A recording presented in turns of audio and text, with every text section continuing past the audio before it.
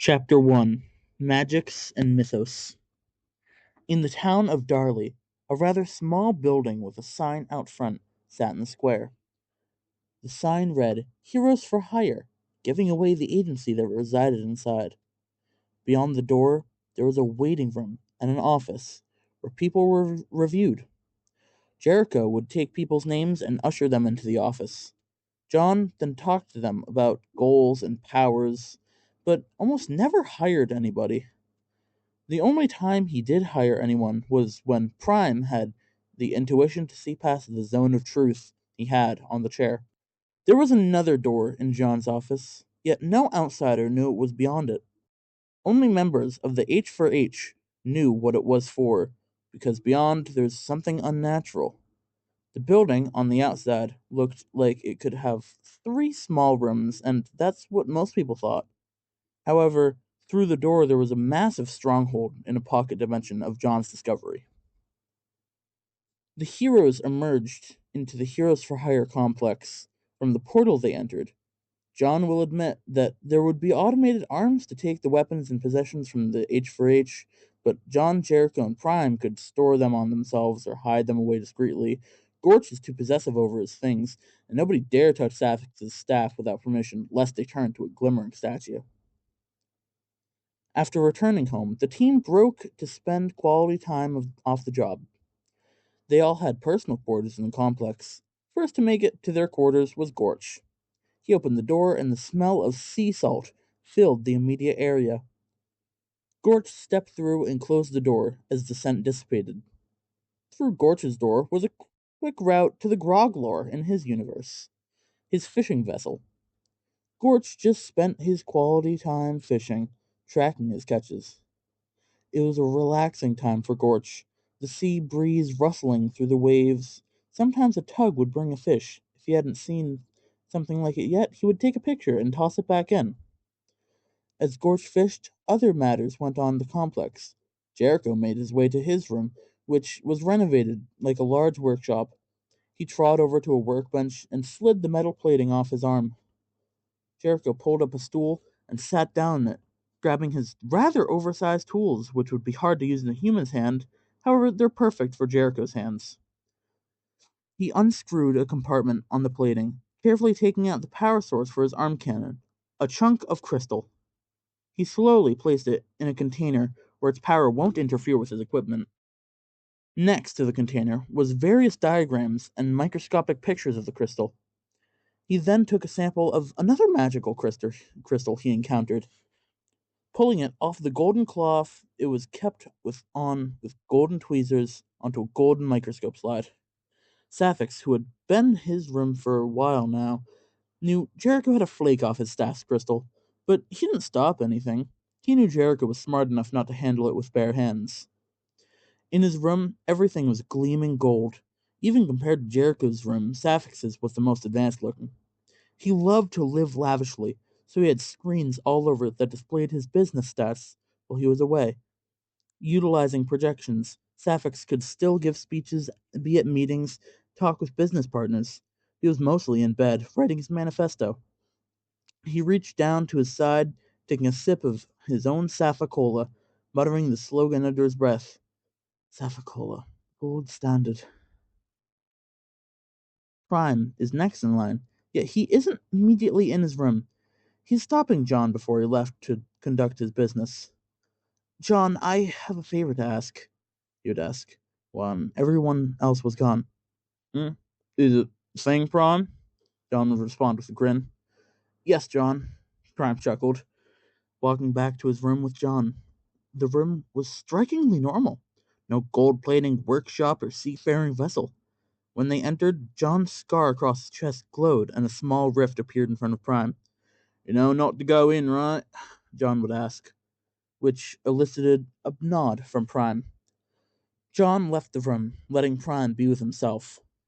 Prime would sit for hours, watching through the portal, for inside, the portal is his original dimension, where his friends are. He opened a cooler next to his bed, pulling out a small tub of ice cream, sundae flavored. John, seeing that his crew was happy, stepped through a door, Not to his room, but somewhere else. The door led to an office connected to a waiting area inside a building named Heroes for Hire.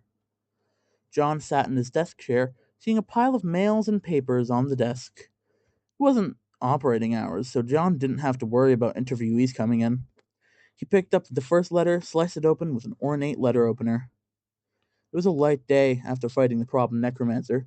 They all left each other to their own devices. Not interacting mostly. Sometimes John would find a piece of mail addressed to one of the other members, such as Gorch getting a card from his family or Sapphic needing to sign some legal papers. Most of the letters were addressed straight to the Heroes for Hire as a company, though.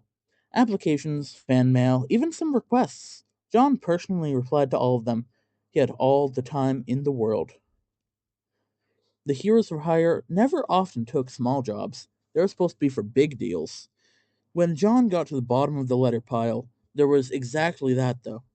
A letter with gold detailed envelope, the wax seal, directly from the king of the nation himself. John quickly opened it and read what was inside.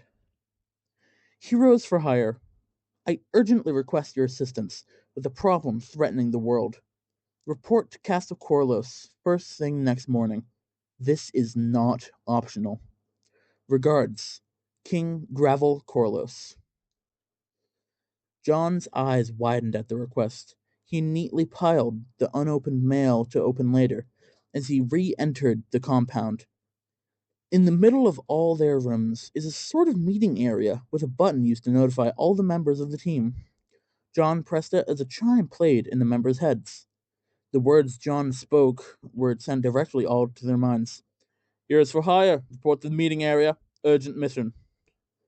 The first one out was Gorch, despite being the busiest. He knew his way around his craft and had to quickly put away his rod and tackle. The second out was Jericho, deciding he can leave his equipment set up for later. Third was Prime, who was a bit somber having to leave his view, but knows it's important. Last was Sapphics, who honestly is just self-centered and knew they'd wait for him. Listen up, we've been called by the king. I need you all to behave. Not you, Jericho, you're fine. John calls to all of them. Jericho gives a silent nod. Why do we have to behave? We are royal guests. They should be wary of us. Sapphics would chuckle, but it didn't lighten John. We're invited formally. We should be polite, golden boy. Prime scoffs as he elbows Sapphics. Well, I think it's really cool. I've only met one king before, and his nobility is questionable at best. Gorge hollered, already excited. John sighed, knowing that'd be a hassle, yet they all departed anyways. They didn't exit through the agency door. No, that's not flashy enough. They reached the hallway they got here from, yet the rift to the burning town wasn't there anymore. John went first, and when he reached the back wall of the hallway, he conjured a spectral dagger in his hand, slashing vertically on the wall. Where the slash was, a rift appeared, directly to Castle Corlos. The heroes stepped through. The arranged guards raised their spears, which John flashed the envelope with the wax seal on it, and the guards resumed their attention. John and Co. proceeded up the stairs to the large double doors, which they had Jericho push open. It was easier for him. You'll think they make the doors heavier or have a lock, Jericho commented as they continued walking. It was a massive main hall that led right to the throne. Prime looked a little nervous at the surroundings, which Scorch noticed. Angel, are you okay? Huh? Oh, yes, I'm doing splendid. I've just been here before, I know it. Prime responded sighingly. Is this about the indie guy you told us about? He was in the castle, right? Sometimes you amaze me with your situational stupidity. I'll take that as a compliment. Gorch hiked up his angler bag straps up. They continued walking. Finally, they got right up to the pedestal where two thrones sat. John took a knee in respect, which encouraged Jericho, Gorch, and Prime to do the same. Sapphics didn't willingly knee, but a bit of woven magic. Sapphics was forced to kneel. Sapphics scowled at John, who smirked back. Heroes for hire! King Corlos cried out, standing from his throne. He descended down some stairs to meet the heroes. John raised his head, seeing the king, a short dwarf with a large beard. Corlos, we came as soon as we heard your letter. What's the issue? John said, urgency in his voice. Corlos went to speak again. Yet a sharp, demanding voice wrung it from the thrones. "Thank you, Corlos darling. I'll take it from here." The queen called out. She stood up.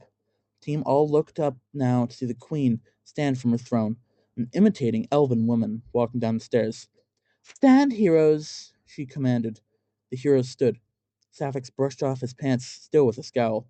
"I'd appreciate not being forced to kneel." "Behave, Sapphics. Anyways, urgent matters are to be discussed. Come with me to the keep," the queen said as she began walking away.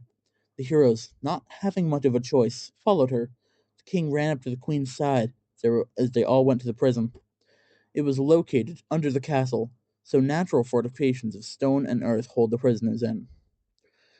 They passed beasts, criminals, terrorists, and then got to one cell. It was oddly empty compared to all the other cells, yet no signs of an escape were present. In the front of all the cells was the prisoner's name carved into the stone floor. This one, Calgon Takamiyawa. Underneath it is a second carving, much less professionally done. Clyde. "This is a cell used to hold a dangerous druid by the name Calgon," the queen remarked.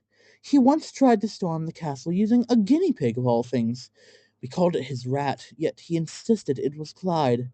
Now he's gone, and we can't hope to know where he is." "And you're confident there was no evidence for where he went to?" Jericho asked, looking off to a seemingly empty area in the cell. The nobles and guardsmen were unsure, yet the heroes for hire knew exactly what was there. An illusory script, cast only for the heroes to see. "Seems as Druid is more cunning than we think," stated Jericho. It's not the most complicated message, I'll admit." "Yeah, it just says trick," confidently claims Gorch, as the others stared down at him. Sapphic leaned over to the queen. "No, it doesn't," he whispered. Gorch stood in silence a bit longer, then looked down. "I miss my brother," Gorch lamented, as Jericho patted his back. "It's okay, little goblin man." Prime stepped forward, now reading the script. "It says for us to stop him, if we dare. There's also stuff about his plans, but it's very watered down.